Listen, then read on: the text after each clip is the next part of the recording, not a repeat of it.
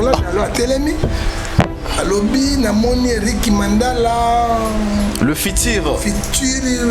Boss, ya Mbokoyo. À cause de la Nigeria, Dangote. Pourquoi on peut amener l'évangile dans l'escroquerie, mes chers frères? L'évangile dans l'escroquerie, ce n'est pas bon. Parce que ce sont Eric Mandala qui va payer 100 000. $200 000. Parce que c'est la flatterie. C'est la flatterie au Bible. Dans ma prière la nuit, Dieu m'a dit, ça ce n'est plus la prophétie. C'est plus la prophétie. Ça c'est où la parole de connaissance ou la révélation. Ce matin quand je priais, je me suis réveillé difficilement. Dieu m'a dit prie pour Eric Mandala. Prie pour Eric Mandala. Et tu demanderas qu'il soit là s'il est possible. Que le pasteur Ken puisse le boire. Et Dieu m'a dit que le pasteur Ken puisse les gronder. En lui disant, tu es le futur Dangote du Congo. Mais il n'est pas prophète. Ah ben on a habité sur la prophétie, mais Moutan a deux prophéties tant à l'Obaka et Bate Mabazo.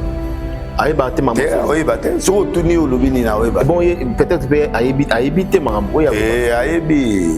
Diago Loba Aïbi. Moi j'écris Pasteur Roland Dalo. Parce que la prophétie la plus excellente c'est la parole de Dieu. Alors, Nadingaki Alobaboye, la prophétie naïe. Eric Mandala mon fils. Dieu me dit de te parler. Laissez vendre des mongolos avec des foufous, des pembe. Il faut changer option. Il faut changer pour Aokoma Dagote. Très bien. Nous avons comme ça Dagote na drogue. Balobi, vaut mieux que tu Eric Mandala que tu vas détourner Yamboka. Mais vaut mieux que Eric Mandala, mongolo, ça cerveau. Mais comme ça, bateau qui sait qui venait à besoin de mon abou. Oh, ils sont bon, ma bateau qui détourner l'argent, mais bateau va ça bien dire. Hein? Ma Bible est sur détournement d'argent. Galates 5, verset 10, les œuvres de la chair sont manifestées. Impudicité, idolâtrie. Il y a pas Azali, mon conduit à chef de l'église. Hein? Azali est ministre de la justice, mais Azali chef rejeté. Non. On a bâti que là-bas conduit, on a bâti milimo, on a édiqué, on a passé là-bas. Ce n'est pas lui. Hein? Ce n'est pas lui, ce n'est pas lui. L'église, pendant des années, tout le pasteur le roi va aller ça. Kabundi. Le pasteur le roi là-bas, Jean-Claude, Jean Bosco Kindomba, Mutombo, Zana Mukuna, Ejiba. Pour n'a pas cité dans l'église de réveil. Hein, même pasteur Dalo. C'est des grands. Il y a que ça, il est belé, avec c'est parce que Mote Kopelawana est ministre a démissionné. Je te dis la vérité. Mote Kopelawana est l'église, ministre a démissionné. Moutounion soit tellement marmanza mais souka mabe. Et bah été les camamilios ils ont fait la chambre de bataille. Mais à quelle est la chambre de bataille? Banguna ni babomie. Non parce que ceux qui banguna babomie il faut entourage tout à gouverner balayango. Parce que comment gouverner moi aux Alisasi et puis entourage sur ces années. Ah. Et bah été les camamilios ils ont fait la chambre de bataille. Mais à quelle est la chambre de bataille? Banguna ni babomie. Non parce que ceux qui banguna babomie il faut entourage tout à gouverner balayango. Parce que comment gouverner moi aux Alisasi et puis entourage sur ces années. Parmi les bons, il y a le meilleur.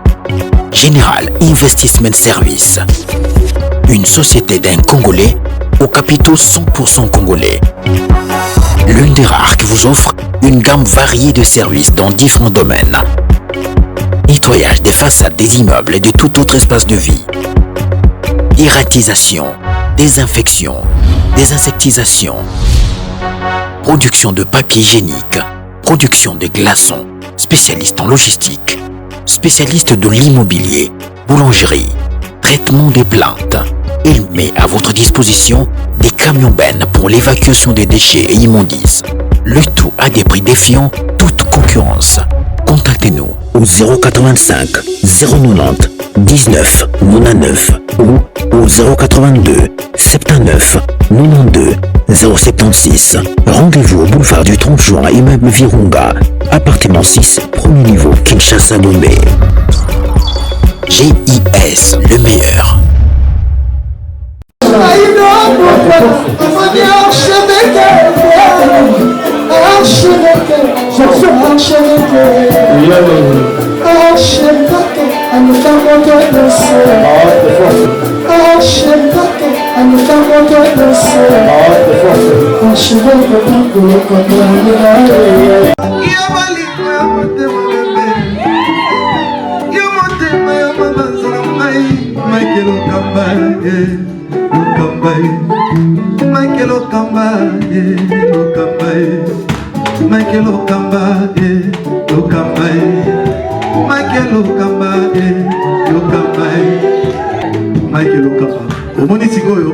L'artiste, c'est l'improvisation. Na honoré na émission na yo. Africa Elengi TV, votre chaîne, l'incontournable, la star des chaînes.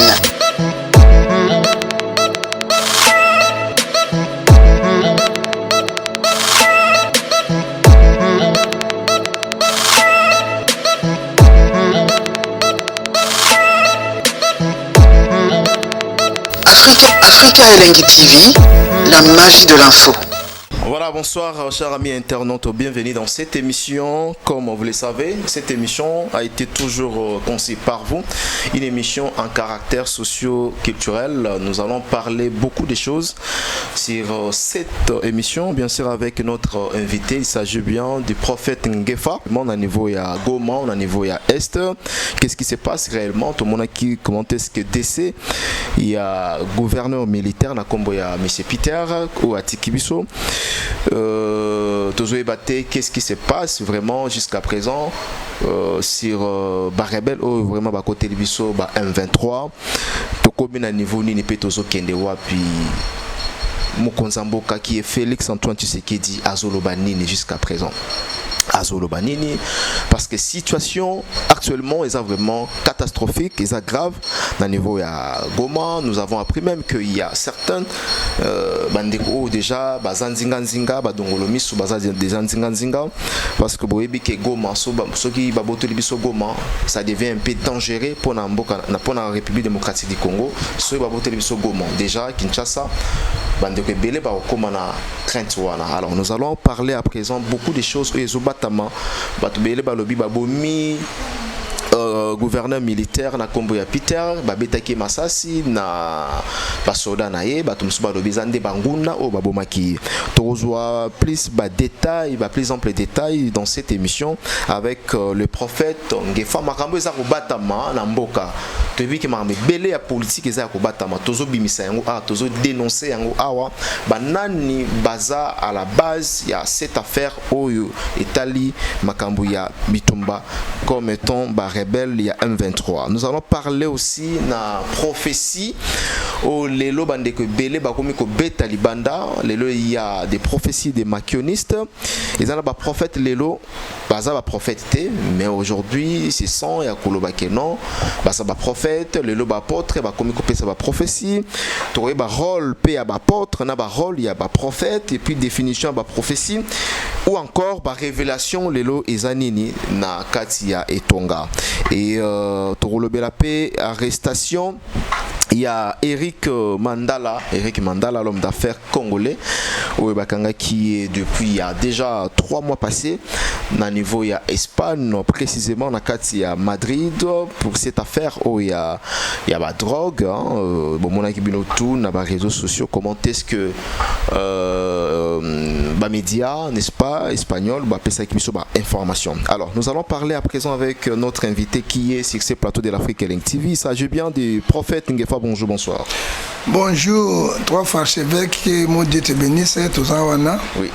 Pour la makambo ya mboka, mais ce qui moi nyamu ezali, il faut tout symbole parce que nous tous nous sommes les Congolais. Oui. Donc qui au même la prière, on a dit la prière rapidement. Effectivement, on dans la prière. Parce que tata na pesi mboko na maboko na yo, yo pesi biso yango. Mais kolo obundela biso. Somme 127 verset 3 soki obate te zalipam. Tiki mokonja mboka na maboko na yo gouvernement na ba soda pe bazalendo na peuple congolais. Biso surtout za ba moko po ete mboka ba koko na biso oyo tikeli biso ata 1 km pe 1 mètre ekendete. atiki journaliste na maboko na yo mituna na ebiano na ngai atiki ba faux pasteur na ba faux prophète na maboko na yo kolosima mitema na bango babonga na Joël chapitre 2 verset 12 balo babosolo rien que boselo ya obana kata na voyage batela bango so bakomi za pona lokumu na yo bazo bota siko bazangi misolo kol na saison za la sage femme pe chirurgien na bango so baboti yo ndemo ko bazo simili me pa na yo ya yamba bango na mboka na yo na bula mokolo enlèvement église ko salim to tiki pe ba diaspora na boko na yo sunga bango malgré diaspora za ko kufa kumba za ko beba pe kumba za susute yo mo ndi olingaki yango à cause de la misolo bazali ko joa ba fingi bazui mais biso ba congolais autour na mboka Congo to yebeli maele na bango ya pelengendo pe ya poloso to ko yoka bango li susute parce que bazo sala escroquerie na kombo ya mafinga tata banana biso pour sukisa na biso na kombo na tata pina mwana na molimo santu amen.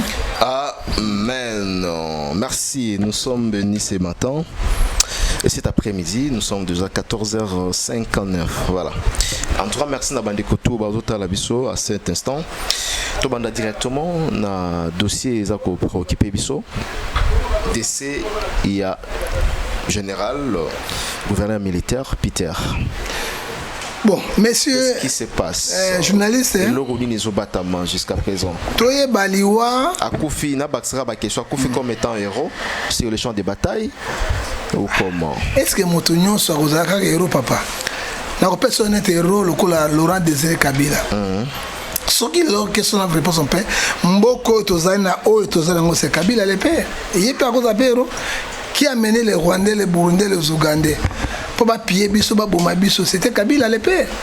Pourquoi on a délogé Mobutu? On a besoin Mungwandi Ngwaka, on a 450 étini na mboka oyo. Azoki ka biso ba congolais poto benga na Mobutu pour. A cause de ba contrat moko lyonnais. Libanda ya mboka so na bengani Mobutu pour 300 km à Congo. Bitumba musu wana. Pour bino bozo luka 300 km parce que au moni les paroles souvent les écritures. Ndele bayebi encore 300 km. Bayaki na minduki ya bango mbongo na bango makamona ya Kagame a réclamé 300 km avec les accords. Ok, Kagame aujourd'hui réclame les 300 km. Oui, parce qu'il y a des soldats. Roland Désiré Kabila, c'est lui qui a mené le malheur au Congo. Alors, on a un héros national. Hein, papa? Attends, héros, tout le monde héros. Beaucoup de docteurs héros. Il y a des héros et des héros. Hein? Kasavubu na le mouvement na kondi ma Europe a couvert pour l'intérêt à l'indépendance ya Congo. Hein? Na kondi ma héros le prophète Simon Kimbangu. Hein? Ba Opolo Bokito sont des héros. Mais ba lobela kabangote, ba to ba ina désordre, bozo benga ngwe ndengeni. Gouverneur militaire a couvert na mosala na ye. Goma ezali capitaine Nord Kivuana ezali base moko mindele mokimbo bazo tala ngo pona zo ba recherche premier. Alors lui, il était là comme gouverneur militaire. Oui. Pourquoi chaque temps, bazo avancer? Hein? Trahison, mounene ezalaki. Hein? Donc trahison ezalaki. Ezalaki mounene. Nangambo na biso. Ennemi à Congolais liboso, messieurs. Journalistes, ezali ba Rwandais, ce sont les Congolais. Biso moko ni ennemi na biso. Parce que Matthieu 10, 35 à 36, c'est l'homme aura l'ennemi de la maison. Plat de guerre bazo akawa. Mon condamné ça réunion ya secret na ba membre ya gouvernement na bato batimi sécurité car na kati ya bango bazo pesa Kagame. Hein? Regarde trop gagner ndengeni parce que trop de traîtres, trop des infiltrés. Hein? Ce qui biso to boto localité mi balemi sato même balobela yango te. Même France Inter et Kolobate. Ce qui va arriver à votre localité, moko ale mokili mobi. Ozomona tona complicité moko internationale. C'est biso ba Congolais, tous la moko to longa ba distraction to pour la complicité internationale. Mais les autres ozomona apparemment ba konzamboka bazos pona bango ilikeza na appui ya Libanda, ils en appui ya biso moko te. Non, bazotale la Libanda. Mais effectivement, il faut diplomatie. Les là ba iteke Rwanda za agresser biso. Hein? Biso ne toujours agresser Rwanda. Les logs par diplomatie à présent Tshisekedi yemoko Union européenne comme Koloba. On y est comme Koloba, Union africaine comme Koloba quand même diplomatie. Mais diplomatie ango biso moko tous se en charge. Hein? tomizo on charge totalement pour na kobunda kobenga na bango libanda parce que bango pe baza complice pour na makambo. Mais les gens se posent beaucoup de questions. Aujourd'hui nous avons une armée oyo batutu bayebi toza pena une armée blindée. Oyo lelo Rwanda a routé ma face na bisoté. Aujourd'hui même le M23 là, c'est juste une miniature. Mais ndenge ni ko menacer biso à tout moment, tozo koka ko silisa M23 té. Des journalistes c'est ça comme oh eza nango juste miniature. Bon, so ki omoni moi la sosa Tony Nzungu iba mama zanaze. Tozo bunda na M23 té. Tozo bunda na Rwanda té. Nous luttons contre les Occidentaux pour les intérêts égoïstes. Tous les matières premières musu na Goma wana na Congo oyo mokili mbazana ngote. Gagame azana 23 ans. Basa ba commissionner bakanga place ba mine ezali il récupère bazo récupérer ba tekelera bango na moins cher. Apara bino menga to ba spanphone na bino banani wana ezo na matière ezo de pas na ba congolais na guerre barbare. Ce n'est pas le Rwanda, ce n'est pas Ouganda, tout ça, ce sont les Occidentaux, les Américains, les Union Européenne, les Européens, ça dit quoi? Organisons-nous, à part qu'on s'organise rien. Et fort nous sommes au Kondiambo, ça. Nambongo nyonso akoti sin armée batazomo lokola président de la République jusqu'à présent azosala lo mote hein parce que aloba déjà que lo morso que salamika ka moins de masasi a ko déclencher guerre maintenant on va puissance occidentaux ils ont commandé biso africain tozobanga ko déclencher guerre ou comment déclencher guerre toi déjà guerre mais to déclencher guerre parce que des chambres ils en ngo ah et ko siéger juste mais c'est comme une aval c'est comme si on a Goma hein et comme il commence il y a toujours lelo et comme na Goma président azobunda azosala nyonso complicité ezai mune biso ba satellite toi ba satellite qui commande les satellites ce sont bango bato bazana ngo baso pesa ba position nyonso ça dit quoi toke na diplomatie so que simbité et là on a bana makonza mboka yango wana Constitution de changer na noté article 63 au cas d'agression interne externe. Tout le monde, tous les Congolais doivent prendre les armes pour défendre l'intégrité territoriale. Et si l'armée le plus sophistiquée, c'est la population. Avec Ouazalendo, biso ba peuple, na armée na biso, ba ko échouer ndenge ba échouer qui na armée na biso zo compter sur la population. Mais effectivement so est-ce que armée ko compter sur la population? Mais population des armées mon na l'équipe armée en saute. Ce peuple là sima na bango, c'est fini. Lelo ba kuluna na ba dénoncer bango. Ba vandaka. Police la magie, c'est sur la population. Ce n'est pas la population qui compte sur l'armée ou? Non, population population compte l'armée. Et puis, l'armée peut compter la population pour avoir information.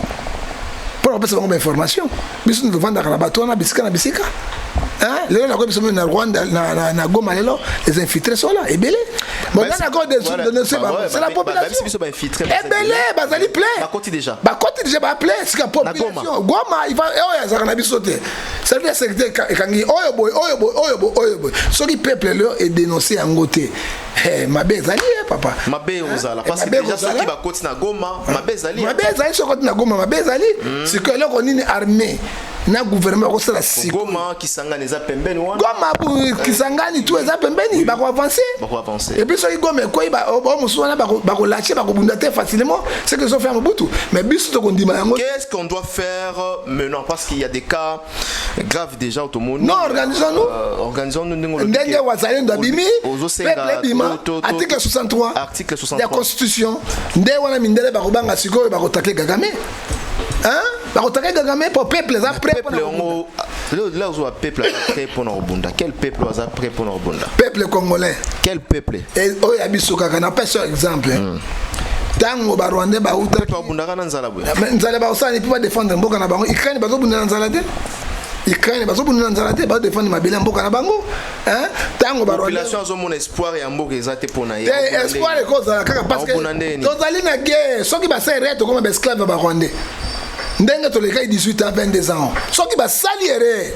to comme ba vrai esclave ba Rwanda yo za prêt pour aussi mamando ko bunda mais na ça nazo ça l'église messe na na mundu l'église bunda raté non na ça na mundu ki na za prêt pour boka na nga soki ba déclencher verset biblique non oui to za prêt pour na pas son mundu mais moi ils abota makiwa aboko mena ndako roi mais avec défendre ça pas ma bombe je suis prêt ya ko zo mundu ki pour na défendre mboka na nga na ça ni prêt Très bien. Nazali prêt. Ya kosimba munduki mpona bunda na mboka nanga.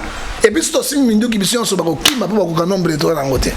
Vietnam agayaki baaméricain na guerre ata minduki na babete babombe na bango soki tozo organiser te papa tozolela. Moi j'ai peur de Goma so ekoyi bapusi moke bakoproclamer état. C'est ça. On peut programmer. Goma va programmer état. C'est ça. Hein? Va programmer état. Vous avez parfaitement d'accord. Moi j'ai peur de ça. C'est le moment de vendre yango. Soki même ko ma mercenaire. Peuple télé, bato tout va télé. Totalement raison. Hein? Mais je te dis la vérité. De marche ninto. Ça le but il faut y ressemble banani. Ba mercenaire. Même ma mercenaire. Allez donc na Russie si gombangu. To solo na la Russie, to sa contrat na Russie 50-50. Ba ya na population pour au cas Goma koi ba ko poussa na muke ba proclamer état. Et si c'est fini. Babotel biso. Babotel parti que ici. Pas tant que na Goma ça passeport hein. Bah hésiter laisser passer de mes passeports. Et comment difficile. C'est le moment hein. Bravo président de la République Azolobani. Président Olobate azana ba stratégie na calmement. Ouais bien ça na ba dernière minute zoya et avec son armée. On a déjà instruisé qui pour la première ministre d'envoyer à Goma une mission de soutien composée de membres du gouvernement, de parlementaires pour nos services et belés, pour nos divers services. Pour le moment hein. Oui. Soutien de l'eau que nous soutient. Parce que moi il y a sopan. Pour le moment, Bible et pour le moment, soutien à les sociétés. Il faut maintenant pratiquer. Pour le moment, Josué chapitre 1, 8 à 9, c'est le livre de la loi, mais c'est le peu de ta bouche. Médite de nuit et jour, lève-toi, prends courage. Il faut les Congolais avoir courage pour défendre l'intégrité territoriale. Soutien à Yasim. Quand soutenir, pour le moment, tous alliés en danger. Nous sommes en danger. Nous sommes à danger, hein, nous sommes vraiment à danger. Alors, décès à gouverneur dans Tunakiawa. Vous avez des informations? Non, information pendant les alliés. Il y a certaines personnes qui ont Koufi na Congo, na Kinshasa, même qui na 3 heures. Azokaki. Oui, bah bien sûr, Massassi na Liboumou. Et puis, nous sommes déjà Koufaki na niveau Yakuna, même qui mba na 3 heures du matin na Kinshasa. Te ayi Koufa na Kinshasa, mais toi ba été les Kamamiliwa ezali. Koufi na champ de bataille. Mais à quelle est la chambre de bataille? Banguna ni babomier? Non, parce que ceux qui banguna babomier, il faut entourage tout à gouverner balayango. Parce que comment gouverner moi ça si et puis entourage sur ces alliés. Ah, na troupe ezalaka troupe il faut balayer bango. Pour la rezo mokonzi. Bazo mokonzi, il faut balayer bango 5, 10, 15, 20, 30. Il y a tellement de délégation. Kaka ye moko azuma ça c'était situation ezali précaire et ezali flou. Les flou ça laisse à désirer. Tout est gâché ça mon ça parce que quand un héros tombe à quoi il y a toujours na entourage na ye. Gouvernement entourage. Parce que le gouvernement militaire atambola ye mokoté. Ala gouvernement militaire, gouvernement civil, atambola ye moko. Alors ndenge ndika ye moko bon musu batikali. Kama ya suspect. Oyebi eloko zo mboka na so ba traître. Ce qui est toujours comme une trahison, ils ont une moi les premiers. Mais jugement Nzambe ezali. Pour bazo kufa bazabato. Pour bazo déplacer bazabato. Quand il malheureux crie l'internet écoute il est déjà bon to confirmer mais ndengo zo mone la liwa na ye au petit exemple awa aucun sur le plan même pratique. C'est simple hein, c'est le plan pratique. Ceux qui chef pour Koufa la troupe dans un troupe il faut batuba Koufapé ils ont 5 personnes 10 personnes 15 personnes 20 personnes 15 personnes mon conseil Koufa bon parce qu'il y a un bateau bazo batela bazingi alors dans les cas sous examen tout le monde y est mon Koufi on s'est dit quoi et outil de nakana ba moko ou comment bon azali pe na champ de bataille na katite bitumbezo bunda wa neti bitu yazali awa bitumbezali na ba na aéroport hein ils ont affrontement boité affrontement a Koufi sur place boité ou a Koufi sur place bon siko arme linette ngo babeti banda kuna zo ndenge na lobby boy chef nyonso pour battre le gagnon babeti na arme linette arme linette il faut ezwaka mutumo non mutumo mais il faut pas balayer tout entourage na il faut pas balayer so balayer to chef té hein au cas où on m'a quoi quoi si chef ba vandelier non ça dit quoi il faut pas balayer entourage pour atteindre chef soki balaye te bakotindre te ka oyo ezali déjà suspect oyebi celui qui tuerait par l'épée périra par l'épée na suki wana po na ye moto abomaka bato na épée ye mpe akufaka na épée non on ne sait pas parce que Congo eza na batraître ebele tozo comprendre situation ya gomba ya confusion ezali totale tozoyeba te ebele ya basodo président totinda bango na champ de bataille ebele ya bagénéraux tozala na bango azochanger bastratégie bazokoka te na ndenge nini arme nini baza na yango basikoyo ezomata ezobombarde. Qu'est-ce qui se passe au juste monsieur? C'est ça que nous demandons la question. Réponse ezali nini? Les traîtres sont là. Guerre ebundaka toujours na batraître bapesaka ma position ya ennemi. Est-ce que baza quand même na équipement là aux autres na question? Non, bango ba équipement parce que bazo doté bango ba ouais biso ba congolais. ba congolais président Soumi ba nani makasi ba masasi ya makasi tout ça makasi mais trahison des amabe oyo zo pesa bango ya ba rekil. Ben nani bazo ya yo pesa ordre yo rekiler. Non, ils ont déjà trahison. Non, la pesa ordre ba rekiler. Non, ba commandant ba généraux baza ko na ba ça na est. Ba mon ça système que système ennemi yo ba ti ennemi ko permet pas de loger ennemi stop rekiler. Ce que boko rekiler ndenge nini et pour ennemi en avance ça. Ok. C'est ce que ça va chef. Ils ont une injonction mon côté zo talikolo pour mutoazo bundawana azapena likolo na ye chef na azali. Est-ce que bazo za injonction mon côté non voilà bo déloger ba soda au te ba rebelle ote. Mais ce qu'on aura la président de la République parce que c'est lui le grand de la nation comment la supprimer bo bengana benemi. Ça dit quoi corruption en armée. Gagame kuku dendo atie ba mbongo na ba ndele partout ya ko corrompre bango. C'est la corruption. Hein? Bazo chapé yango gouvernement ils ont chapé biloko wana ils ont chapé yango zo mona biloko zo sale malelo to bote 5-6 localités mais bango bazo passer na goma bazo le cancelani hein to bote 10-15 localités hein oui mais le bunagana est-ce que force armée na biso za pina na mutu na ngo na kati ya bunagana bazo tala bo ndenge bazo botela ngo hein et surtout ba force wana o ba généraux wana bazo manipuler guerre et comme quoi là et là comme maman commercial quoi business mais pourtant la population mais très bien les wana est-ce que bako lever grade bon azali général major bon oui bako lever grade à kufa na babaxé moko mais ils en a sens parce que mowe soki akufi ce que dit la Bible Éclésiste chapitre 9 verset 10 ayo kakate alobakate le côté même mémoire na ekufi ata verset 5 étoiles ils ont non sens okay. Le côté d'accord très bien Ozomona sur le plan spirituel Ozomona mboko ndeni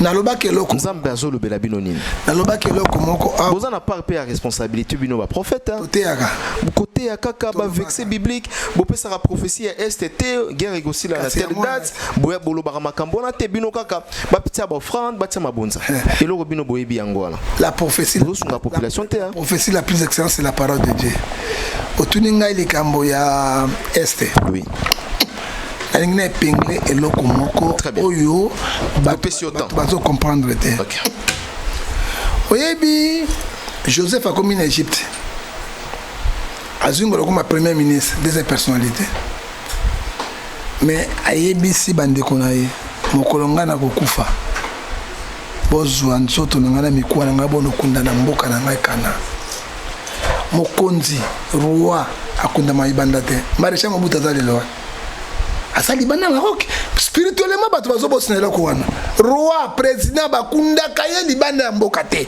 pe mikolo ebele te mvula ebele te maréchal Mobutu a dirigé ce pays pendant 32 ans de pouvoir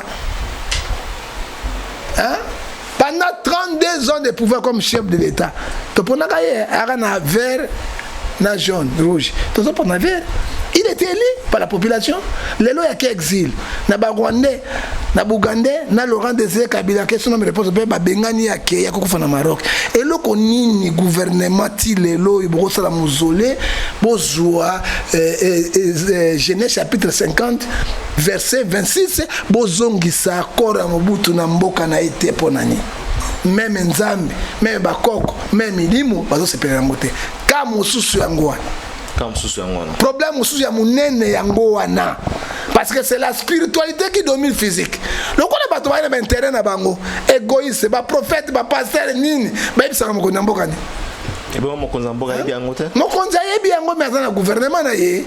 Faut pas solo là. Lino ya mobu ya lomu maison ya.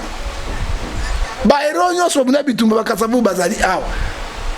Laurent Désiré Kabila ba tie kutu na maison présidentielle kuna na oyo ameme biso passe na mboka lelo ba Rwanda et le maréchal Mobutu. Hein? Makamoyo batela ngo pena angle spirituel. Ba se prépare, je te dis la vérité tant qu'un prophète de Dieu. Oyoki nganga kisi bakundaka na libande ya mboka na été bazongi saka été na mboka na. Idéologie ba Congo bazana ngo. Même aux alliés au premier ministre na soko kufi bazongi na mboka na. C'est très important. Mais pourquoi pas, on ne peut pas faire à un président qui a gouverné ce pays 32 ans de pouvoir comme président de la République, élu aussi démocratiquement. N'a pas peur de la démocratie. C'est Mobutu. Il y a une démocratie on a qui colle. On va cravoir des gens qui n'ont scellé. Pourquoi vous avez peur de la démocratie Mobutu? Peur de la démocratie Mobutu, c'est lui qui a voulu appuyer la démocratie, multipartisme. C'est lui. Alors vous avez pour Nanini, il y a un moment de défense. Attends, Mobutu vivant dictature. Dictature les gens raté même leur dictature les alliés. Hein? Les alliés, mais la dictature m'ont modéré. Mobutu na dictature na peksa qui l'église c'était leur moroté mais sur aussi pouvoir na ende wana ko katana. Mais maramosu ça banego tika libre. Hein? Ça ko tika libre. Très bien. Mais il y a que ceux qui m'ont konzambo ka Félix Antoine Tshisekedi a bétis nini mesa a bétis le boko na mesa encore il y a Mobutu et Koya Kinshasa. Mais fait ya Koya. Non lobby. Oui oui. Et ceux qui y a lobby le komoko Koya. Sera lobby te Koya ta. Mais ngaza père hein. Net azana ba mandat na ye. A donc ça kora Mobutu. Pour ceux qui ba Rwanda bazongi nyoso bazoluka na retour à Kabila na Moïse Katumbi. C'est que les Mindele cherchent, monsieur. Retour à Kabila na Moïse Katumbi comme président. Kabila, il n'est pas congolais. Qui est l'auteur de M23? C'est Kabila avec Moïse Katumbi. Comment ça? Mais je te dis, Nanga Zale étiquette. Père, il y a M23. C'est Kabila. C'est Kabila et Moïse. Nana Bengala Nanga Namboko. Nana Bengani Kabila en personne. Pourquoi il ne revient pas au pays? Est-ce que Kabila Sibino qui va Bengani a Bengani? Moi, tu as Bengani, tu as Zozong à te prendre. Ne, Bengani, tu as Zozong. Deutéronome 28 verset 1 Mutumabe oki mataye mon côté babengani ye invitation ni baméricain babengi en tant que qui na protection seulement avec Donald Trump. Pourquoi bozomona ombre ya Kabila partout na pouvoir ya Tshisekedi Mutasala Boye Kabila c'est lui en fait et loko sala Boye Kabila fanda ina bino awa o Kabila zo préparer nini awa azo préparer le roman ya mabe na kati ya mboka Kabila abimi na mboka le comme nana bimisa qui est monsieur Aza poursuivi na procès mon côté ni quoi juste son qui était à Kimika ka yemoko lelo réunion ni basala ki na Moïse Katumbi na oui réunion pour ça mais ça la réunion za mabe bon ils allaient biselo comme au moins en Israël Pilate azaki gouverneur romain et Caïphe azaki chef chandelier et sacrificateur.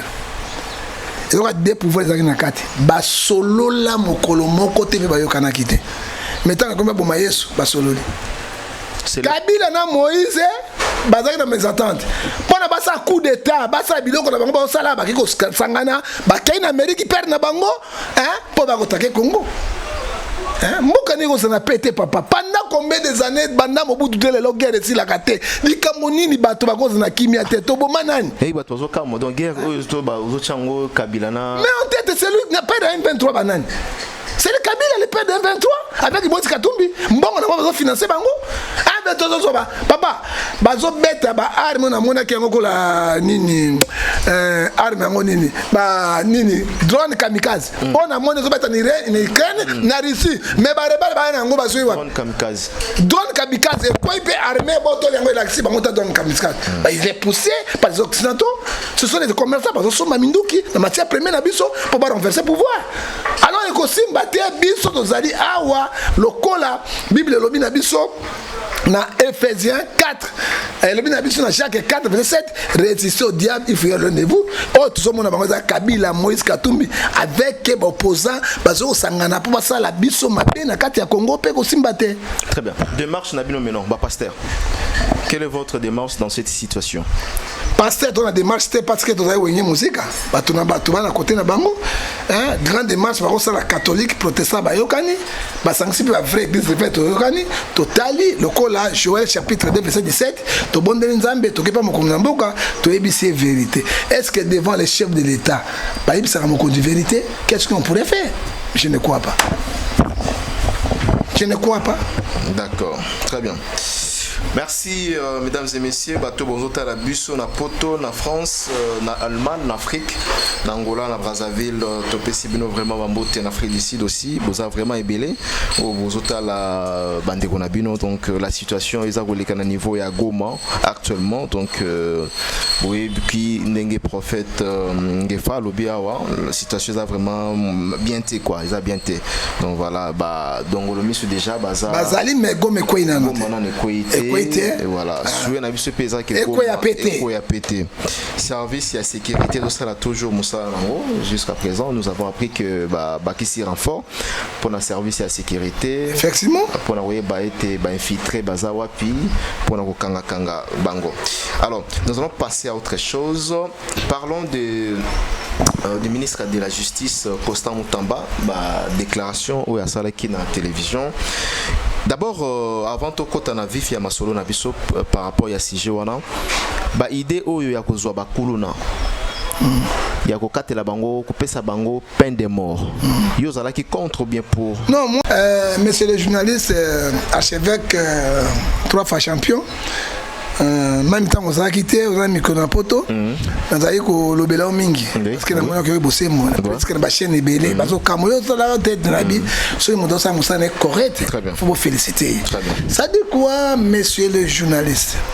Congo est un état indépendant souverain, tout ça la république, tout ça chef de l'état, tout ça institution, tout ça drapeau, tout ça armée, tout ça la police. Pays mon peut ça injonction.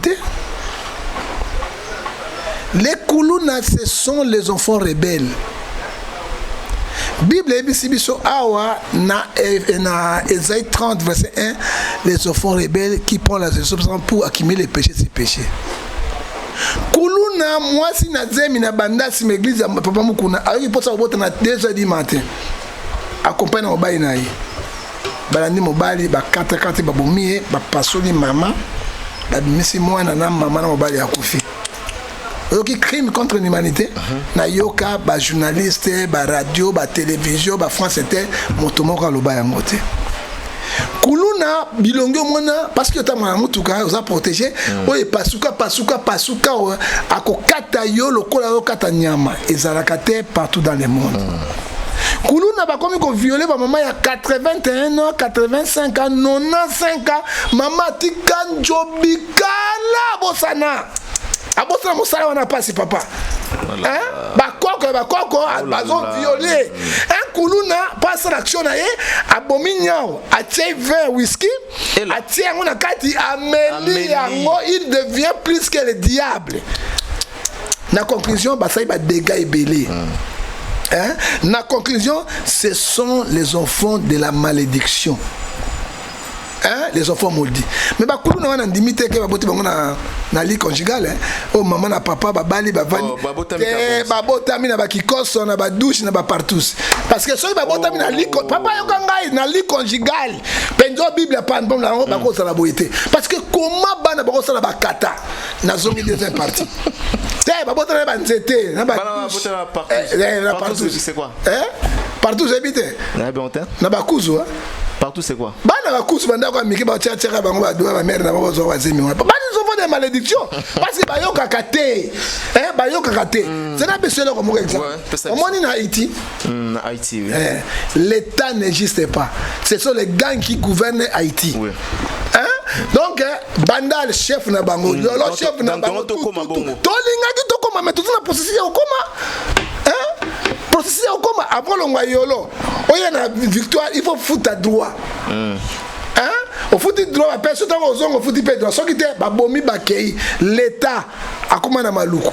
ça dit quoi baye ko boma chef de l'état na ndako na ye ele ko ko maboye mais bano bazali bantu valeur ils n'ont pas de sens alors pour conserver bango ponani Bokassa il avait fait ça amoni ba mwela mosala mo ba osade ko senga mbongo akosi bango en avion donc a sopi bango na lisi ba lio bazali ba le bango tout droit de l'homme ezalaki te ils allaient quand même mais quand même mais ils ont positionné à mon avis bazali bateau sans valeur bateau yo bazali penda bazali le ko sala te kuluna asali ba dégâts l'état azali azuna mitina liboso abimisi bango na prison babimi bazongo so ba acte barbare koleka bazui ba mesusu batindi bango na kayama sesi très bien bazokima bazai koya kuluna bakomosala ba dégâts journaliste lokola yo oti musala sans rien faire bakata kata pour na téléphone babomi mais bana ndengi wana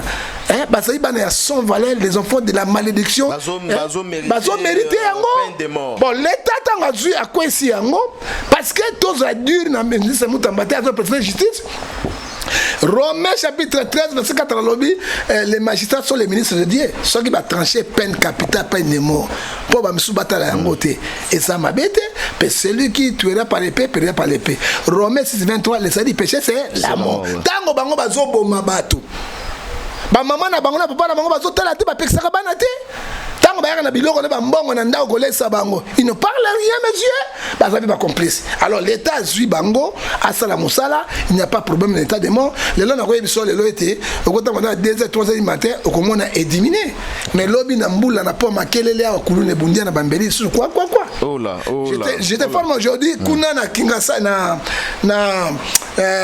mboko nini na kati ya bumbu kulune bundi kuna na kati yo fofo et puis kabasele azota makana ba prince non ba dégâts ça mani na kati ba kota yango ozo komona malgré bazo boma peine capitale peine de mort il continue les enfants rebelles bazo continuer musala bango et là on a comme ça Mutamba ministre Mutamba par excellence boma bango siko ba journaliste bazo bilili bala kisango pour babanga oui ça soit fait ça na ndenge na Brazzaville kulune silaki soki bote c'est grave kulune azo kana policier alobi na ki le président de la République alobi ultala déclaration a été libanda mboka alobi que peine de mort attends mutumoko te jusqu'à présent ba exécuté non pena ekoti a mise en vigueur mais c'est la diplomatie ils ont une diplomatie tango justice catholique papa ozomona mais to décourager au batikali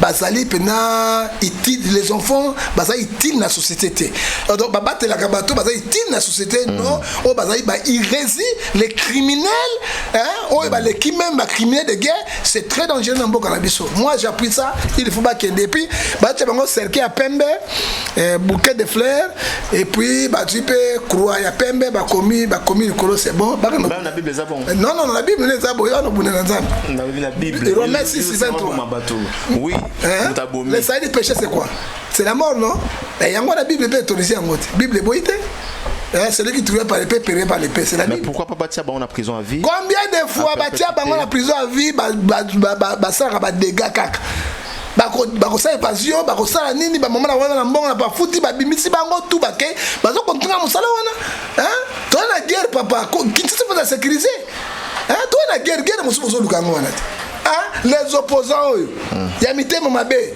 baza capable kozwa bana wana ba pesi bango minduki Kinshasa ekoi Kinshasa ekoi ya 12 heures du temps ba la c'est Kinshasa moto na mbeli boy ba soda kati loboko papa asimi loboko kati yango na ngaba mais c'est très dangereux et puis ndeko ba zwa ki loboko na ba koti na onso pe na ngaba ba ke na ngaba ba simi yango tu ba ke na ngaba archevêque na bangana biloko na minene lati ba kata loboko botike mwela ajibe loboko ba kotika la mwela archevêque kotika la mwela mukolo mais bazaba na te on va appuyer bango te totika l'état ça la musala na bango d'accord l'état en tout cas ça la musala na ngo voilà le salut du péché c'est la mort c'est la mort très bien à part wana mais intervention il y a ministre de la justice Constant Moutamba ba te belé ba c'est pénango mais il nécessitait peu moi ba polémique belé.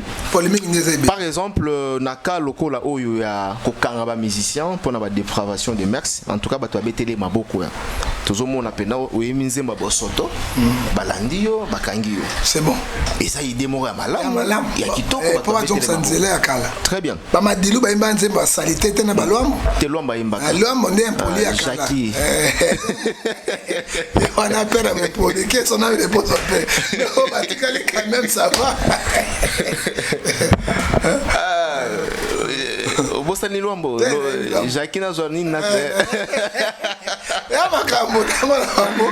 Batwana bazanga raté, batwana na bepoke yoso bazanga raté.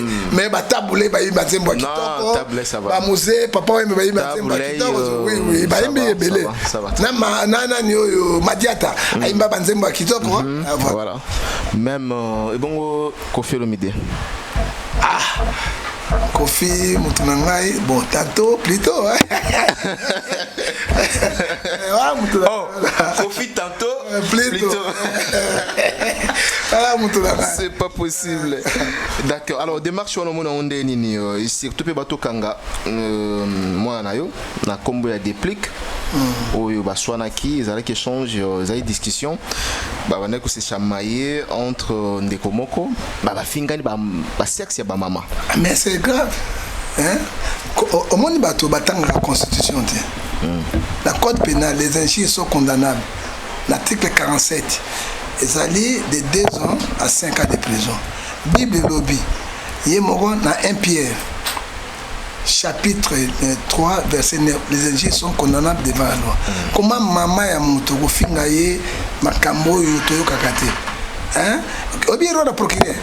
Le roi de procureur c'est lui qui cherche l'infraction. Tant que il faut punir pas sous bazon de ngote.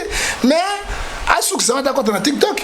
Parce que Satan avant d'arriver à TikTok. Kasi babi bazo ya TikTok. TikTok n'est que Satan avant d'arriver même on fait maramona poto ba que n'interpelle ba interpeller ba kanga yo parce que bango tout ba tamala komo bazu même kana komo ba ko congolais. Alors mboke ko tambola boy. Arabe ko sa biloko bo soto boyte. Un arabe ko telemi boy waou fumangani wonjo bi ako sala ngote. Mais pourquoi ka biso ba noir les africains le ko la bana moko ba tout ça éducation. Non, mon tato finga maman ya moto, papa ya moto. On me finit papa non parce que tu n'es pas éduqué. Parce que moto so nga papa maman. Oui Bible lobby à Matthieu 15 verset 4. Moto ya ko finga papa na maman ya moto. Hein? Moli les bandits pe liwe landayo. C'est la Bible. Okay. Alors bato batanga la Bible te on va tout ça de trop de zèle. Moto ko finga tata ya bato. Tata bato maman ya bato. Bino bato za ba TikTok na ba Facebook. Moto ko finga tata ya bato. Oui oui. Na maman ya moto, na maman la jour yango molili. E bandi pe mabe bandi kolanda ye. Malédiction. Au monanga ke so zimbongo et si la rara boy. Mbongo si la rara boy. O so makelo côté loyenge parce que malédiction dans la carte. Alors de marche on a tout comme à TikTok, c'est bon et qu'on fait ça bien. Mais na mona rapenda ba journaliste chevronné le la bino le la Frank Stéman. On a donc conseiller Alendele. Vincent Tuliz, besoin d'éducation on a les 4 meilleurs. Hein, on a la moni. Open la mona ka so ko ça émission au bateau ata papa ata mwana di bumazo tu na mama funa na misina mwana na lokamba. Mais na mona ka éducation on a été pourquoi biso mama na yo tata na yo. Non, et ça ko pesa valeur ya mboka te image ya mboka soki na mabe surtout lokamba archevêque lingala comme ko lobama partout dans le monde. Mindele ba chinois ba arabe ba comme lo ba lingala c'est très très dangereux. D'accord. Pour la République. Pour la République. Alors, Balobi va réveiller déclaration toujours il y a ministre de la justice va réveiller le comportement nabino il y a ba église trop de dérapage et surtout les loba église commis église awa couloir de église va réveiller le comportement nabino na maté ya nini o bino bozo prêcher. Parce que les lois comme ba blague au monde mutu na plein cher azo ça la règlement des comptes. Au monde mutu na kata cher azo boa kela bamboa kela. Au monde mutu na kata cher azo finga muninga nae. par exemple nani o bakanga qui est le lot à osala suba makele était comme on na Mugisho je crois Mugisho par exemple Teyami azana liboma Teyami alobi kuna alobi na justice que non abela na ye liboma osomona azongi moto yango ministre ya justice alobi a veiller même à veiller maintenant na comportement na bino. Bon, que pensez-vous? Yokana biselo ko za ide malamu mutu nyonso atelema makambo nzambe asuka mabe ok nango pe bongo te ya eza lokola soda bomi munguna na guerre eza lisumu chose physique naturelle spirituelle eza différent. Ministre a raison. Ministre a même la réglementation. Puisque dans la démocratie, vraie démocratie en France, il y a aussi France, on a des églises qu'on a combien de semble. Aucun États-Unis. Mais ça le rôle bino ate. Binzamizambe. Trop de coups, banana coups du bosso. Si ma kolonga kuzu akanga ba bare oyo pesa partout 24 sur 24. Azana makambo ebele au ministre akosala. Ezebele azobana yebele bisayo eloko moko. Kabila na pouvoir 18 ans. Parti politique moko ekoise Kabila te même IDPS. To komaki na suka. Nzambe ko résister catholique na Mosengo.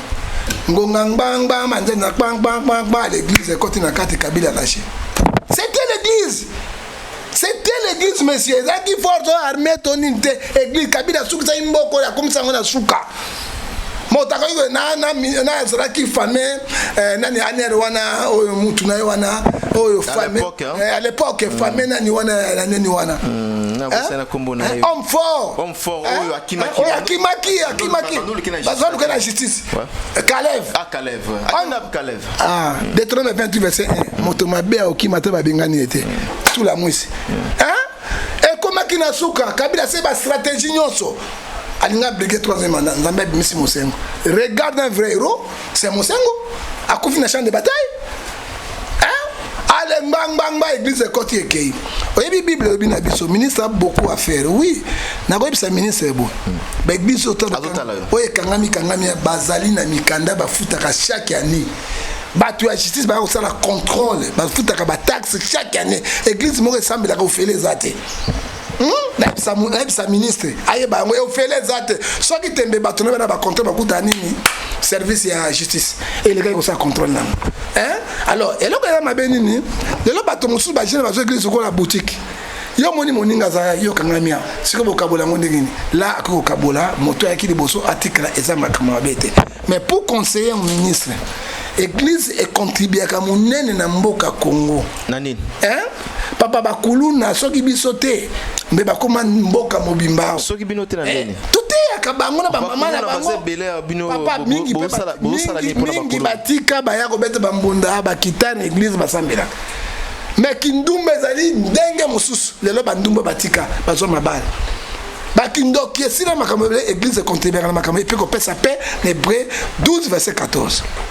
Et là, on a un ministre dossier spirituel à Malem, à tout Hérode, à tout Pharaon. Ça dit quoi? Tu es solo à Pharaon et Hérode. Pharaon et Hérode. Oui. Et combien de temps mais Pharaon, quand il a 430 ans à Bombo, ça a été Kabango. Alors, Nzambe a eu le Bango, Nanzela Losamo. A utilisé Moïse pour abimisa Bango. Tango bayaki ba peine quoi qui malade quoi qui diboso aiba qui était ba mer rouge de bakasade ba komi wana Moïse atali ba fungoli mai le ki ba ketu bango ba ke si makolele mais zela la susu kolele ezala ki na bana nyonso ya mibali o bazalaki na kati ya Egypte depuis mona roi ti banyama batanga salemaki wana ezali makambo ya Nzambe et quoi biso Hérode moi si moka zo tambola alors que Hérode a dans palais royal alors je n'ai jamais écouté quelqu'un parler plus que Dieu. Si place banyama babani koranger Hérode bakusu depuis le koloti nasuki Hérode dans le cimetière. Ça dit quoi ça que je dis au ministre? Ce n'est pas bon. Ezali mabete, ezali bon à ça dossier on a OK parce acte 5 39 38 et 39 si cette œuvre vient de l'homme Si ça vient de Dieu, ne courez pas de risques après avoir combattu contre Dieu.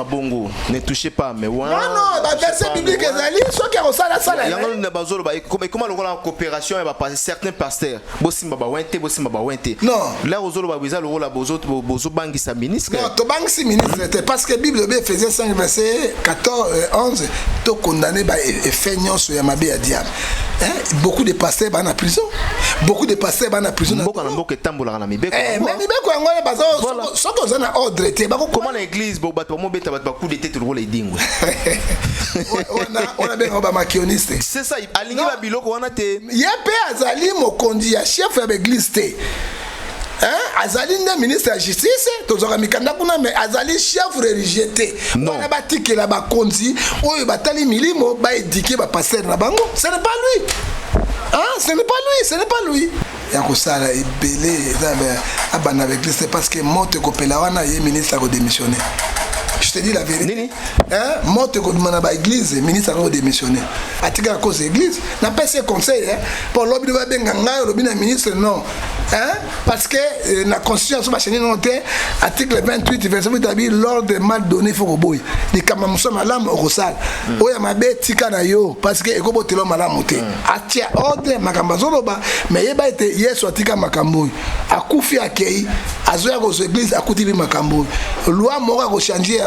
Oyo ekoshandame ezate sauf makambo tango lelo pasteur kasi azo vilora bana meke ba 18 ba 12 ans 14 ans en prison to telemela ke biso tout de ces émissions osomona bokindo tala muninga na bino nani bokindo tala toi l'esprit mort de 2 Corinthiens chapitre 6 14 à 15.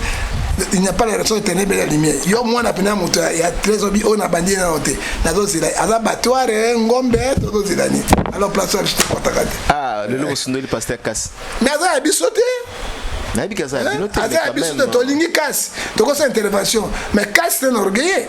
Il fallait senga pardon à Joabana wana miki a donc c'est pas boti na bango azali. Mais il n'a pas fait ça. Très bien.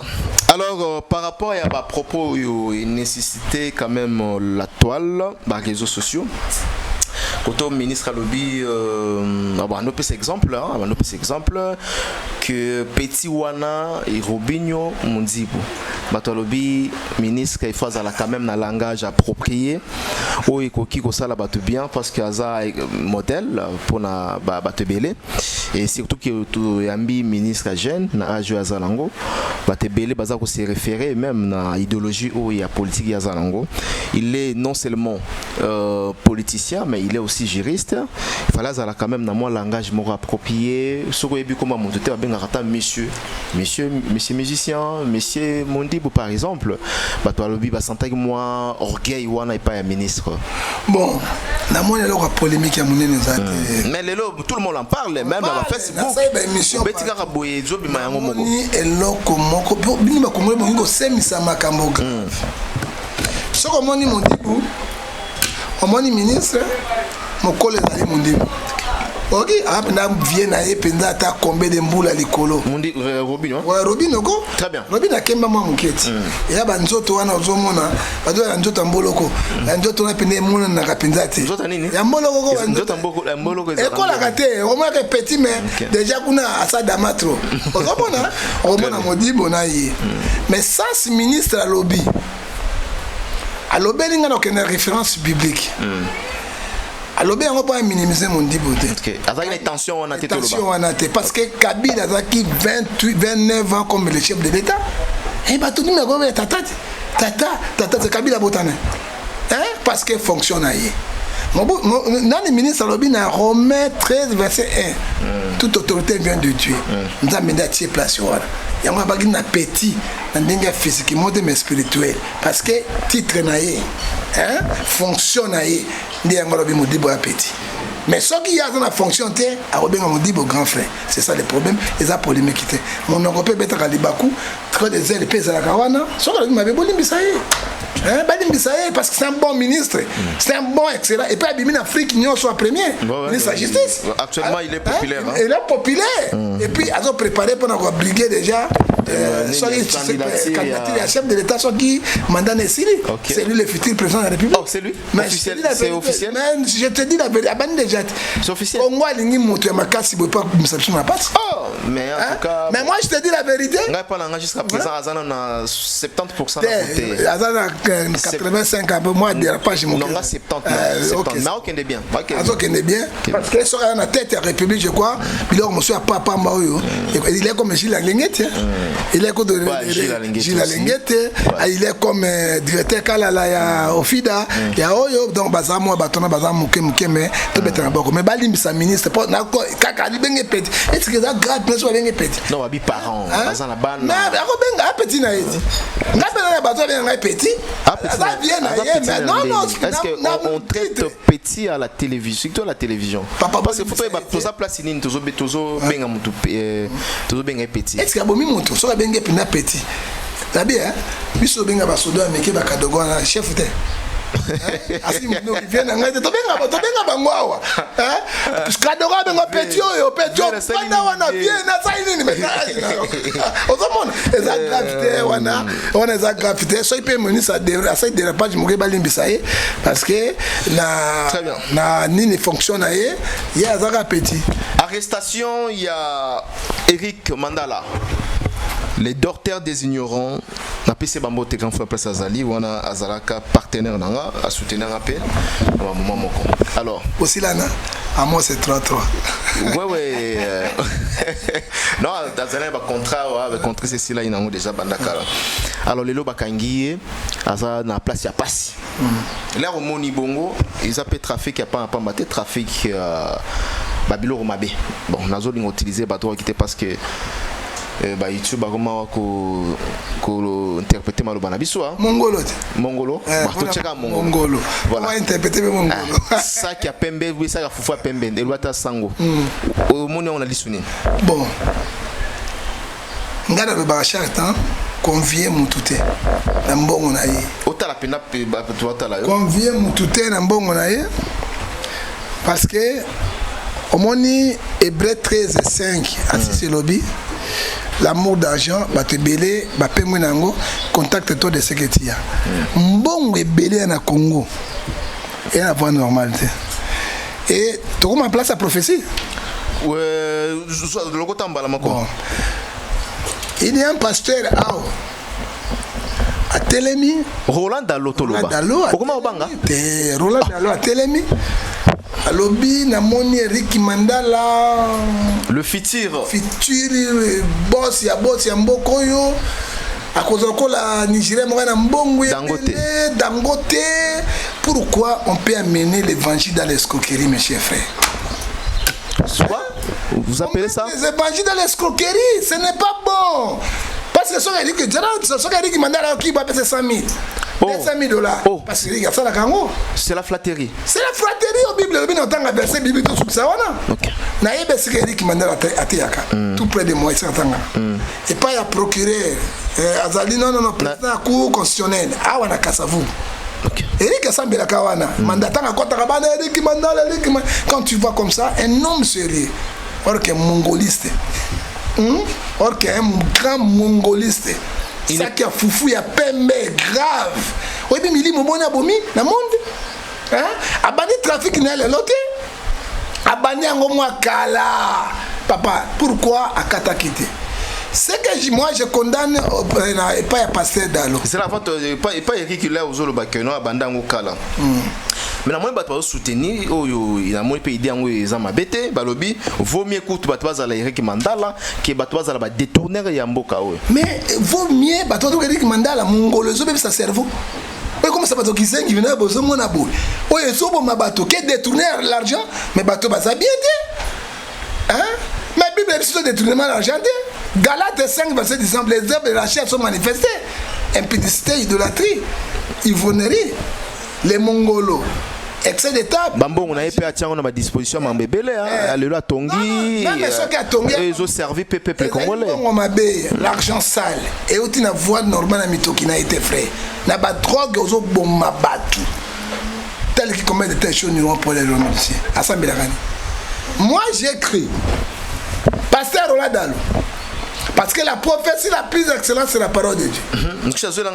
Alors, Naningaki allo baboye. La prophétie na Eric Mandala mon fils. Dieu me dit de te parler. Laissez vendre des mongolos avec des foufous, des pembés. Parce que ça détruit l'humanité. Quand tu continues à faire cela, tu seras arrêté, humilié. Hein? Nzambe lingabato abebe sakabato te. Là moi, je peux remettre ma boque au nom de Dieu. Et Robi Eric Mandal. Joël chapitre 2, verset 18. Déchirer ton cœur, on plaira. Ce qui nous a bien reculé au Mawa, Père Limbisayo. Mais Koloba, Namoni, en 2023. Non, on a commis une tête. 3 opposants. Moi, on a chef de roulante. Moi, on a coupé. Mais, vous n'avez pas même la honte. Mais c'est quoi cette affaire? C'est quoi cette affaire? C'est l'orgueil, Galates 6, verset 3. Si quelqu'un pense être quelqu'un, s'abuse lui-même. Mutumo a kufate na sala no émission. Na bi soki atopoza moko batobo eli sukatanga lobo. Olobaki yango. Na lobaki na yo. Parce que Nzambe a bi contredit bato wana o bazo be s'évangile Nzambe moko akufite. Mais Eric Mandala lelo ya na pasi. Azana boloko. Totanga Ézéchiel chapitre 3. 13 verset 3. De fond là, Ézéchiel chapitre 3. 13 verset 3. 13 verset 3. 6 à 7. Ainsi parle l'Éternel, malheur aux prophètes insensés. Ce sont les prophètes insensés. Bah prophète insensé. Nzambe akaboli bato na bato, Éphésiens 4 verset 11. Il a choisi les autres comme les apôtres. Un apôtre c'est baptisé Ron naye kotonga l'église qu'on peut se passer dans le prophète de la salle. Et quand je prends la Bible, Éphésiens chapitre 2 verset 20, nous sommes fondés sur les enseignements des apôtres et des prophètes. Jésus qui c'est Pierre en anglais. Totié soit. Hein? Les autres, les pasteurs, les évangélistes, les docteurs pour la perfection de l'église. Ah bah lobby. Ainsi par l'Éternel, malheur aux prophètes insensés, c'est insensé, qui suivent leur propre esprit, qui ne voient rien.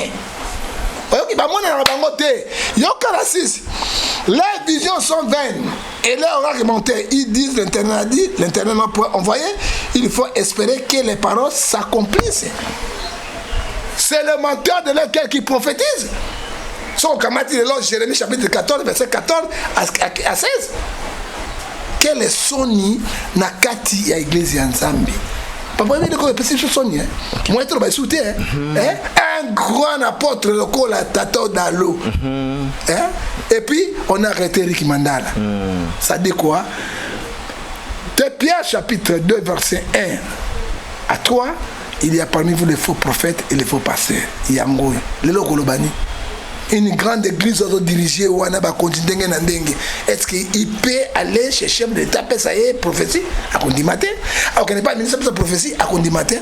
Et donc on a un excès de zèle attique à l'apôtre, ma prophétie est alliée parce que ils allaient dégâts si dégâts. Est-ce que on est là qui prophétie ou bien là qui la parole des connaissances ou encore révélation? Non, ça ce n'est pas la parole de connaissance, c'est la prophétie. Pour ça qu'il dit que quand Mongolo et Foufou a payé on a peut-être 100 000. Il y a un l'escroquerie à côté de l'église. Ma pasteur baba vraiment l'escroquerie côté de l'église. L'escroquerie à côté à sakanate. Tant le prophète Denis Salobaka, alors ma la vérité bande konanga. Ah ouais. Ah ouais. Ouais. Alors baka makama bosse mo bozo ze kan l'air makama il dit la vérité. Vérité c'est Jésus. Jean 14 et 6. Ne faut pas de la vérité. Moi je crois de Denis. Très bien. Oh toi le baka c'est la réalité. Très bien. Tout le monde bozo mo ngolelo. Si qu'on dit ba prophète so mais ça nini et quoi que ça. Hein? Yango. To le baka ba monsieur ba okufa ebele Doudou a confit. Bah je continue. Mais tolingue te biloko ya mbongo na bato ko escroquera bato nzambe alobi parce que Eric a kenai koteka nani mongolo. Tant que c'est un gazon, un gazon caché à 100 000. Ok. À Pololi, ok. Alors, si son est côté wap na église. Son mingi. Ok. Donc, je marque le mot, monsieur. Très bien. Conseil, nous, on peut ça, bateau bongo, bapotre, ou baosa la macambo, on a ouais. Bah. Pasteur, prophète, bah, c'est repenti. Joël chapitre 2, verset 12. Bansou a démissionné, Babi Roland Dalo a démissionné. Mais là, on a redémissionné. Ceux qui sont catholiques ont démissionné, ceux qui sont protestants ont démissionné. Et là, quand il y a démissionné, c'est qui est faux. A démissionné. Les lois, à Tom Salomé. À Thibaut fils. Bah oui, à Tom Salomé. À Thibaut fils, voilà. À Tom Sabina, et là, on est criminel à Tom Sasa, il peut voir l'ongolais. Intérêt, ça c'est toujours servir Nzambé dans les Bomunabso, Romains 16, verset 17 à 18. Et ça m'a mis pour la biso, ou tout thème à liboso, mais mi thème à la biso, dans Matthieu 7, verset 15, les loups féroces, ravisseurs sont entrés dans l'église de Dieu. Batolobi, prophétie à Roland Dalo, ils ont ma bête le loup jugé bongo.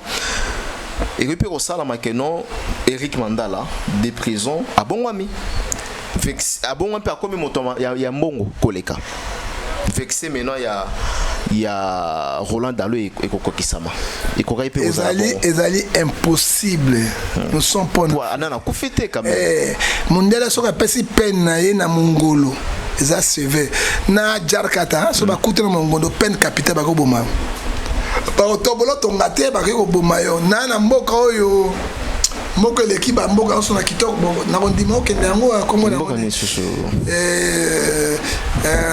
mboka moni ni oyo Singapour Singapour Singapour kende OK c'est paradis terrestre mais on ne parle pas de Singapour mboka moko l'équipe Singapour ezate osenga na osenga masu okende okonotala oyo non na bien alors ça dit quoi ba kataka moto peine capitale. Eric a sali au Galate 6 et 7, on ne se moque pas avec Dieu. C'est que l'homme a semé, il moissonnera. Kobongo meza passe. Et aux passe mingi parce que batou ba messana ba liberté ba mbongo des millions qu'on vend des sika moko aux ngata 5 000 10 000 $. Tout est possible à celui qui croit en Dieu. Croire na mongoloté. Tout est possible na mongoloté papa. Ko favoriser mongoloté. Si on coule dans ton bouquin, mingoloti. Biloko ya tiro d'échappement ya mabe bazo ben na solo. Makila nyao na maman ya nona 5 ans. Yo violé mère tika makamona fumanganika. Ozamona malédiction te. Voilà triple malédiction. Triple malédiction, ils sont là et puis bas à l'aise. Abomination. Ba abomination bazali à l'aise. Alors biloko yo to sambla patriote na biso nzamba sa ngolu. Soki kamusoko salema.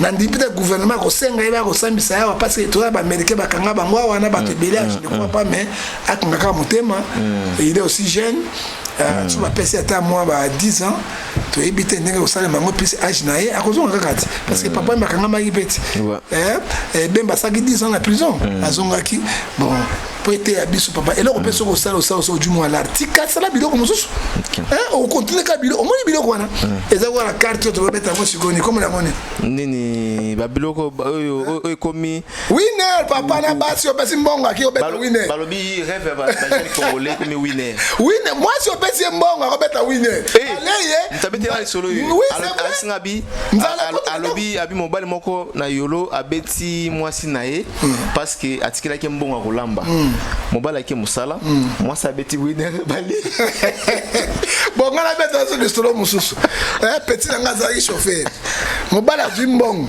abesi mwasi mbongo akolia 35 000 lambela biso akei chauffeur akei musa mobala na 20 heures boy nzungu tenide nini o pasteur abaki to sa jeune ya ngenge nini alors pasteur ko la petio na zaki na kobanga pasteur na bango alali nzala or que moi c'est beti winner balé 35 000 tango ya zo bima pa que na musala bipo bino molami tenene mais mia madok na ko beta winner bitumba winner ko mama bala bato bitumba biponde bandi tala ne bazo yebele ezai ba chez moko diabolique oyo e ko pesa mabe na kati ya mboka bato beta wenga bana na bino na basi na bino mato parce que ezali instrument monene au diable à côté yango pona ko détruire Congo démocratique. Très bien. namoni information mais to vérifier yango to tang ensemble namoni la mama mtati yango par rapport à Eric Mandala mais to ko vérifier yango par rapport à oba commis divorce Oh, moi, c'est Eric Mandala. Oui. Eh, bah, mais tu as la balinga makambo. Eh, papa, tu as moi, c'est la moindre de vos fans. Mais on a eu la balinga biloko na te a profiter du divorce parce que bah bien ming Eric Mandala na koma moi sinaï. Bah mbongo minga vira kuna. OK. Ah, na moi sinaï. Eh, pas si ba moi affaireti. OK. On ça ko ta ko sube $2000 na. OK. Bongo toi panda yango tango momi a moi déjà pas kabo.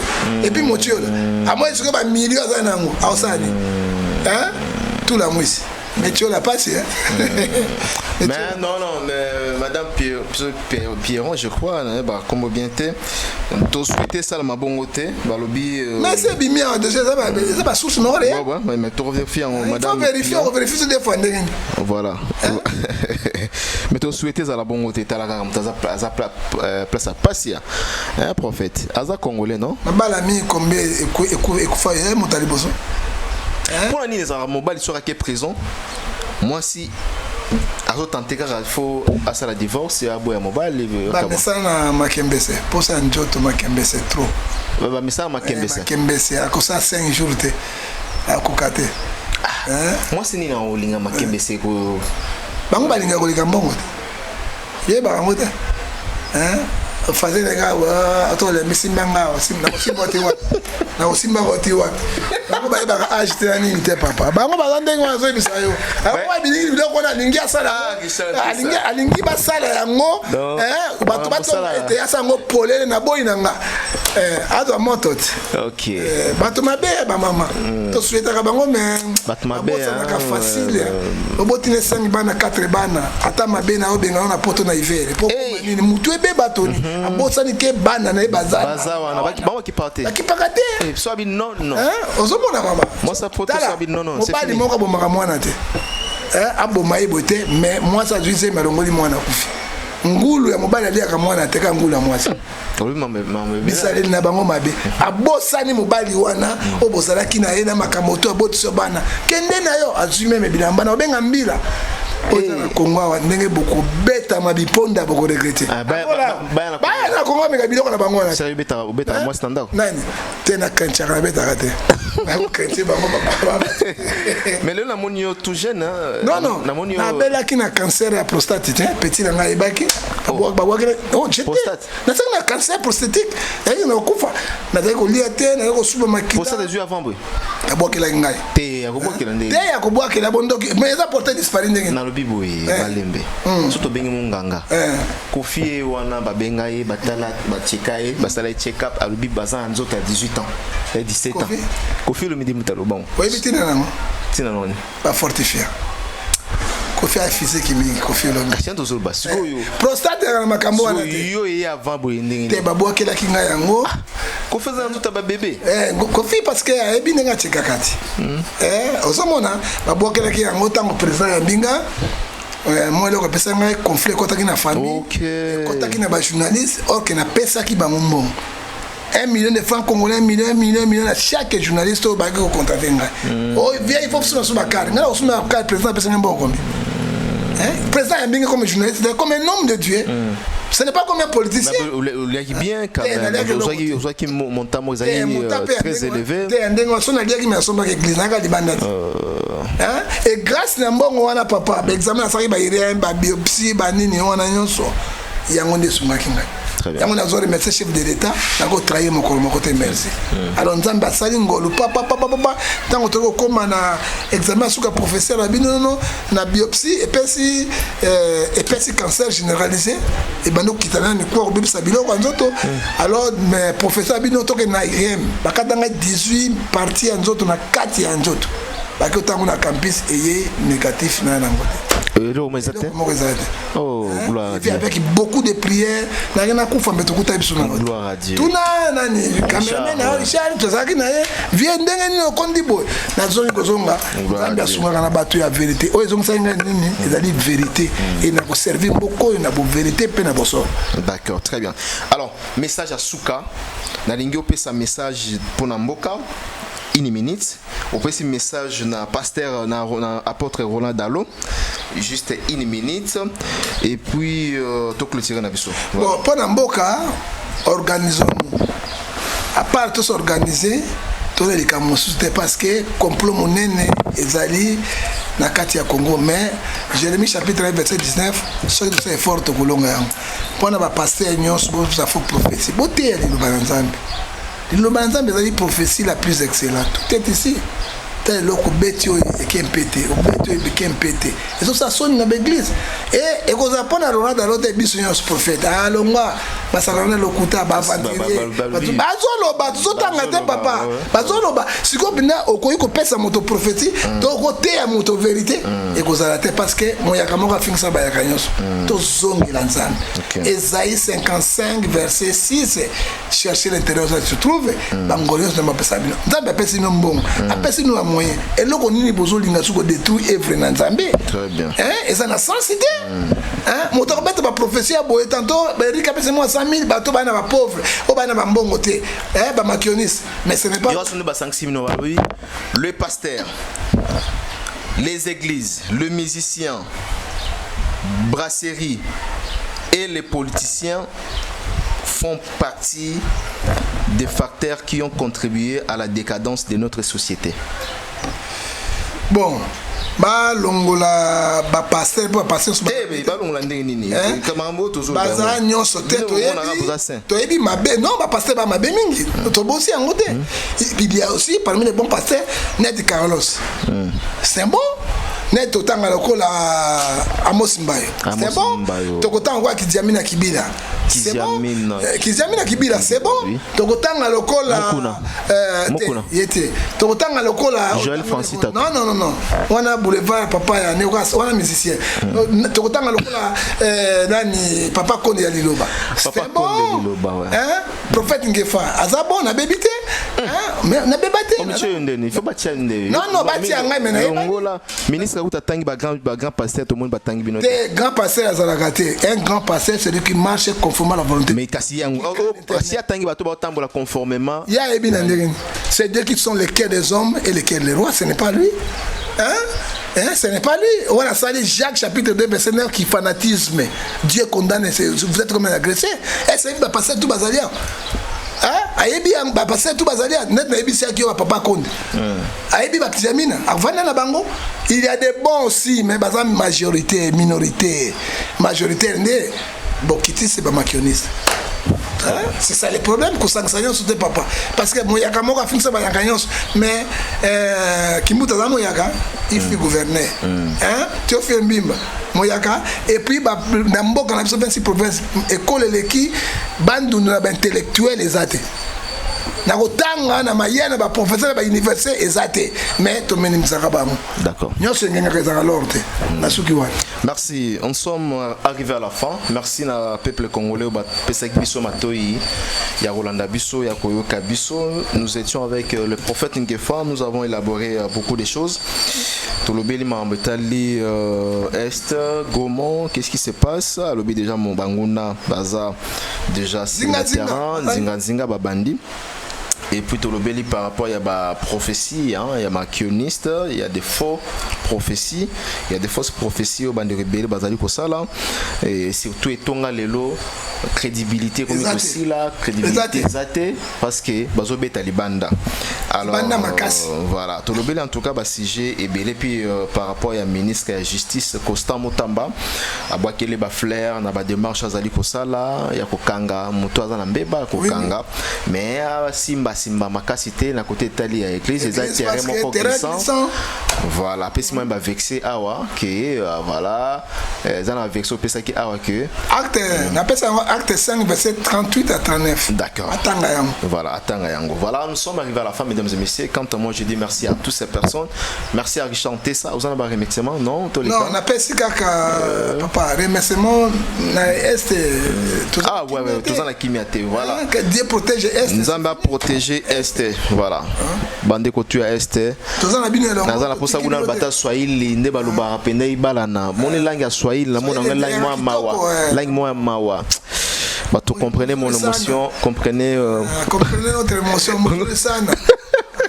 na mopike mufunge ouais Kabila ouais la mufunge. Merci, on se retrouve prochainement, bye bye.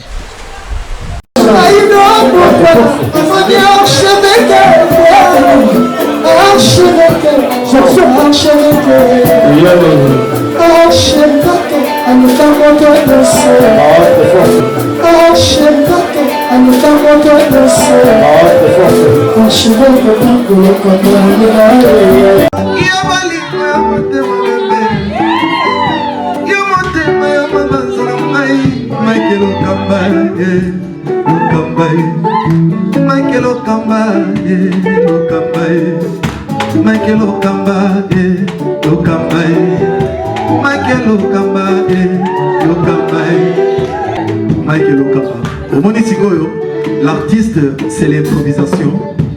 Na honoré dans l'émission. Africa Elengi TV, votre chaîne, l'incontournable, la star des chaînes.